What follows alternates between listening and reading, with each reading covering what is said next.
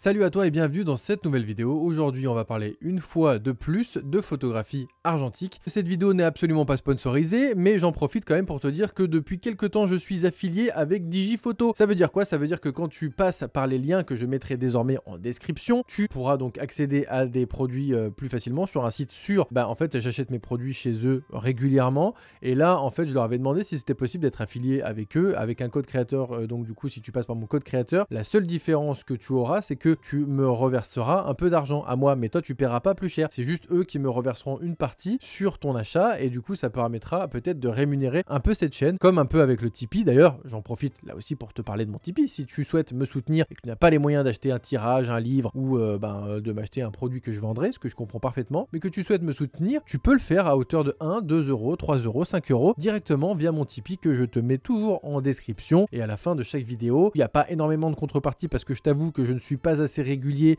et je ne suis pas assez bien organisé pour pouvoir faire des contreparties. Et puis clairement, on va se le dire, avec 8 euros de compensation par mois, je ne peux pas te garantir de t'offrir des pellicules tous les mois parce que c'est complètement inconcevable. Peut-être que si demain je gagne 10 000 euros sur Tipeee, bien sûr que là, il y aura des contreparties. C'est logique. En tout cas, je remercie Digiphoto d'avoir accepté que je sois affilié. Je suis super content parce que c'est un magasin que j'aime beaucoup, parce que c'est un site que j'aime beaucoup. Ils ont pas mal de produits dessus, des pellicules notamment. Les ampoules bulbes pour mon Godox AD360, je les ai pris chez eux. Voilà, parce que du coup, c'est le genre de truc que j'ai pas envie de prendre sur Amazon parce que c'est trop fragile et parce que j'ai pas envie de prendre sur Minus Numérique parce que c'est trop cher. Donc Digiphoto, ils sont dans le bon prix, ils livrent rapidement et ils sont très sympas. Donc voilà, n'hésite pas, achète tes produits chez eux. Et en plus, ça permettra que je gagne de l'argent. Et ça fait toujours plaisir parce que l'argent, c'est bien. En tout cas, moi j'aime bien. Toi aussi t'aimes bien. Tout le monde aime, mens pas. Et aujourd'hui, je te présente des photos que j'ai prises avec la Kodak Gold, mais la Kodak Gold en 120 parce que enfin, j'ai réussi à récupérer mes négatifs et j'ai réussi à faire des photos avec cette fameuse pellicule dont tout le monde parle. Est-ce que c'est une bonne pellicule? Est-ce que c'est une mauvaise pellicule? Est-ce qu'elle a su garder ses côtés intéressants de côté Gold, ce pourquoi on les met tant avant? Est-ce qu'elle est un peu trop professionnelle maintenant? Même si c'est un truc que j'ai du mal à comprendre, hein, mais bon, on va essayer de répondre à plusieurs questions que pas mal de personnes se posaient ou d'autres non, pas du tout. Moi en tout cas, je me posais pas toutes ces questions, mais j'avais envie de tester cette pellicule et c'est chose faite. J'ai enfin réussi à récupérer mes négatifs. J'ai donc testé la Kodak Gold 200 en 120 en film moyen format que j'ai enfin réceptionné après toutes les péripéties liées à la poste, liées à une mauvaise réception de mails que je n'ai jamais reçus. C'était très compliqué. J'ai enfin réussi à récupérer les négatifs qui ont été développés et scannés par les photographes, une enseigne à Cognac, des gens super sympas, super réactifs et qui font un très très bon travail pour pas trop cher parce que en ce moment moi je suis à la recherche du pas trop cher parce que je ne fais plus autant de pellicules qu'avant et j'ai envie de pas trop mettre d'argent dans le développement. En tout cas, le scan, c'est autre chose. Si demain je suis emmené à faire de l'impression en grande taille, là, j'investirai un petit peu plus et je paierai quelqu'un qui fera de la Ultra HD. Actuellement, c'est pas le cas et je te conseille vivement de faire la même chose que moi, de choisir un labo qui correspond. Je suis pas très fan à la base de l'envoi de pellicules par la poste parce que ça se perd toujours et ça me gonfle un peu. Mais j'ai fait plusieurs fois appel aux photographes pour plusieurs pellicules. Après, je sais que de plus en plus sur les réseaux, il y a des personnes qui proposent leur service de développement. Ils sont même de plus en plus à être très bons et du coup, tu as l'embarras du choix maintenant pour envoyer tes pellicules à faire développer, scanner un peu partout en France et c'est vraiment une très bonne nouvelle parce que ça évite de devoir te déplacer si tu ne peux pas te déplacer et ça évite d'avoir beaucoup d'attente parce que généralement le temps d'attente est vraiment beaucoup moins long auprès de ces particuliers. Oui, parce que moi depuis quelques temps j'ai arrêté de développer mes pellicules à la maison par faute de temps, faute de place, j'ai pas vraiment constitué d'espace pour le faire et avec ma fille c'est un peu compliqué de devoir gérer les produits chimiques et j'ai pas trop envie de lui faire respirer ça, donc je préfère le faire faire à l'extérieur et que ça me coûte un petit peu d'argent parce qu'au final le faire faire à l'extérieur ça te coûte plus cher uniquement si tu fais beaucoup de pellicules. Si comme moi tu as réduit ta pratique argentique à des projets particuliers, en fait ça te coûte moins cher au final de le faire faire à l'extérieur parce que le fait d'acheter les chimies, de les conserver, de les gaspiller pour rien, c'est beaucoup plus onéreux que de l'envoyer à quelqu'un qui saura le faire et qui saura peut-être le faire mieux que toi. En tout cas, moi, c'est mon cas. Je suis pas encore suffisamment à l'aise avec la couleur. Donc, pour tout ce qui est couleur, je préfère l'envoyer à l'extérieur. Ça me coûte un petit peu d'argent, certes, mais ça me coûtera toujours moins cher que de racheter une chimie, que de gâcher une chimie pour développer 5 pellicules, alors que le kit est donné pour 30 pellicules. Voilà, je n'atteindrai jamais les 30 pellicules parce que j'ai pas la patience d'attendre les 30 pellicules pour les développer. Lors de mon précédent shoot avec Thomas, nous avons fait des photos pour son book comédien parce qu'il voulait renouveler son book comédien. D'ailleurs, je t'ai fait une vidéo vlog dessus. Et donc il y a eu des photos numériques et on a fait un petit peu de photos argentiques. Et donc cette fois-ci, j'ai décidé de faire des photos au moyen format et j'avais que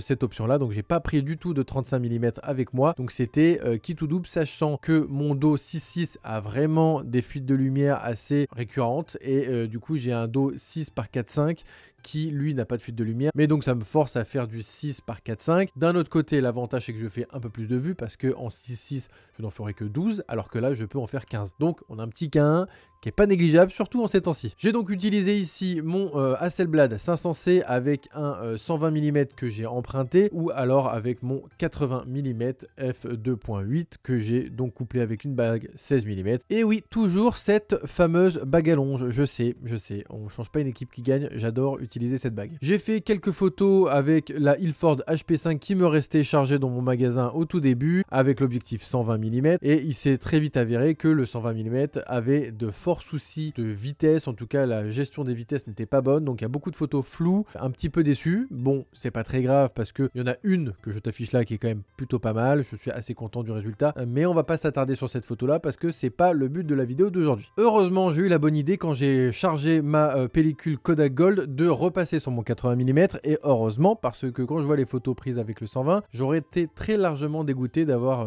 cramé une pellicule pour rien à cause d'un objectif que je ne connaissais pas. Heureusement, j'ai utilisé mon 80. Je suis content de l'avoir fait. Hein. J'ai donc monté mon 80 mm et une Kodak Gold dans mon dos. Dans le dos de la Hasselblad, hein, pas dans mon dos à moi. Cette année, on fait aussi des blagues argentiques. Ha! Qu'est-ce qu'on se marre? A savoir que les photos que je te présente ici ont été donc scannées par le laboratoire, je ne l'ai pas scanné moi-même, je n'ai pas encore reçu les négatifs, j'ai reçu uniquement les scans et je n'ai absolument pas retouché les scans que j'ai réceptionnés. Je préfère te prévenir car je ne sais pas si tu le sais, mais le scan que tu vas utiliser, la méthode de scan que tu vas utiliser peut influencer sur les couleurs en général de ton scan, sachant que si tu utilises un tel ou tel soft, si tu utilises un scan pro, pas un scan pro, un appareil photo, ça peut influencer, ça peut faire des variantes de couleurs qui sont plus ou moins fidèles à la réalité ou plus ou moins fidèle à la pellicule que tu vas utiliser. On sait que généralement la gold a des tendances à être un peu orangée, hein, gold, donc doré, et du coup si tu as des photos un peu verdâtres, on saura que c'est une interprétation différente. Après, de là à dire que c'est pas bon ou si c'est bon, c'est totalement faux. C'est une interprétation numérique de ton négatif et donc du coup c'est ni bon ni pas bon, c'est vraiment une interprétation qui est propre à ton système de scan et c'est à toi de voir si ça te plaît ou pas. Si ensuite on veut vraiment avoir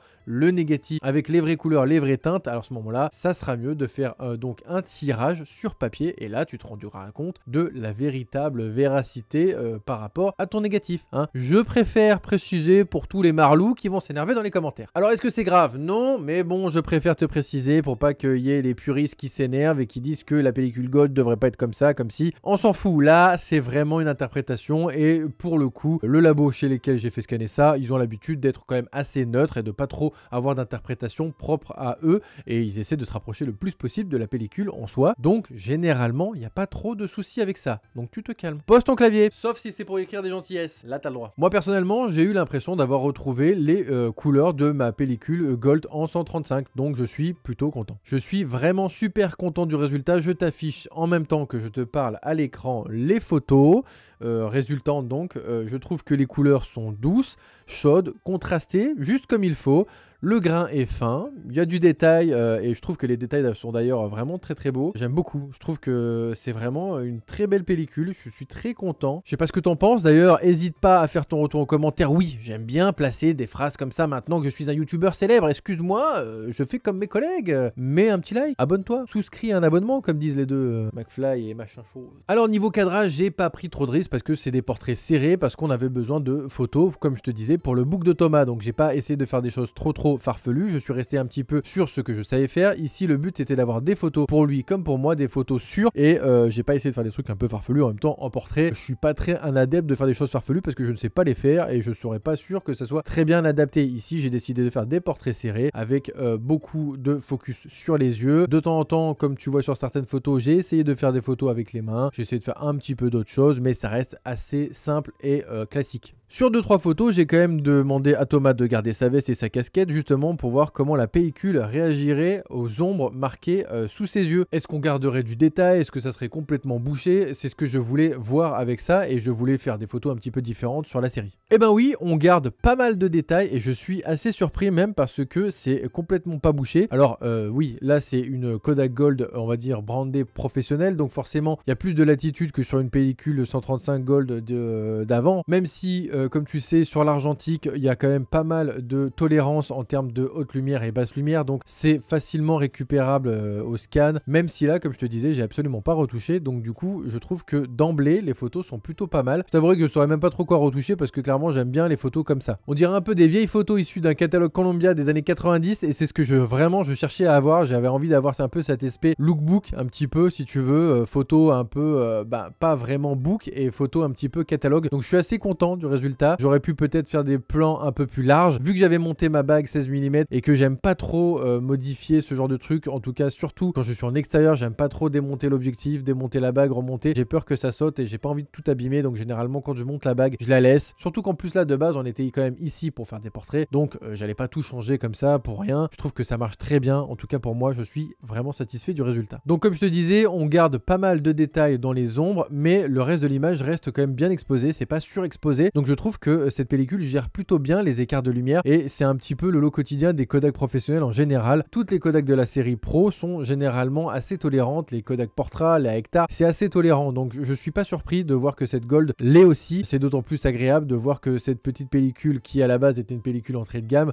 devient une pellicule un peu plus pro et devient une pellicule quand même qui a un certain atout comme ça d'être en 200 ISO qui du coup te permet d'avoir des photos avec ce grain fin typique d'une pellicule 200 ISO mais pas aussi fin qu'une Hectar et surtout pas avec des couleurs et des contrastes aussi marqués que sur une Hectar. Ici j'avais pris la mesure de la lumière avec mon petit posemètre sous la casquette et en dehors de la casquette et j'ai fait une moyenne à peu près de l'exposition pour essayer d'avoir une scène globalement exposée de manière correcte pour tout l'ensemble de la scène. J'étais pas sûr que ça allait fonctionner et je te constate donc que du coup ça a plutôt bien fonctionné, donc je suis assez content. D'autant qu'en plus les lumières commençaient à être assez difficiles parce que le soleil commençait à se coucher, à être vraiment derrière Thomas en rasant et assez violent, donc j'avais un peu peur que tout soit cramé et là je suis assez content du résultat. C'était une lumière donc rasante orange, enfin parfait pour cramer ta colorimétrie et là la pellicule s'en est très bien sortie. Je trouve ça vraiment pas trop chaud, pas trop froid, je trouve ça plutôt très bien. Donc je valide, je suis content, voilà, tout le monde est content, merci beaucoup, c'est fini. Franchement, je m'attendais à du positif parce que j'avais déjà vu des tests sur cette pellicule et effectivement il y avait quand même des très beaux résultats la plupart du temps, donc je m'attendais pas à quelque chose de catastrophique. Après,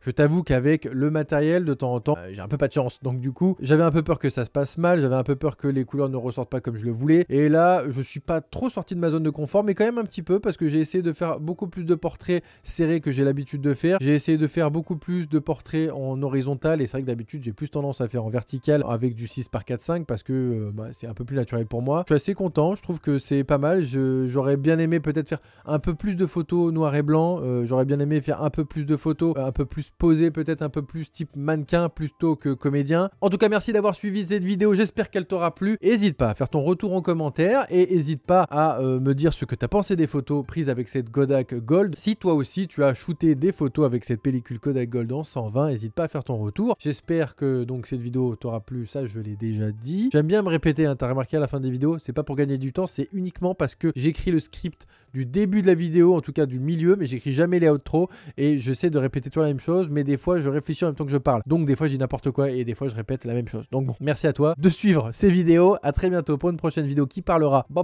forcément de photographie argentique et ou numérique. D'ici là, sors faire des photos. Salut, chapeau!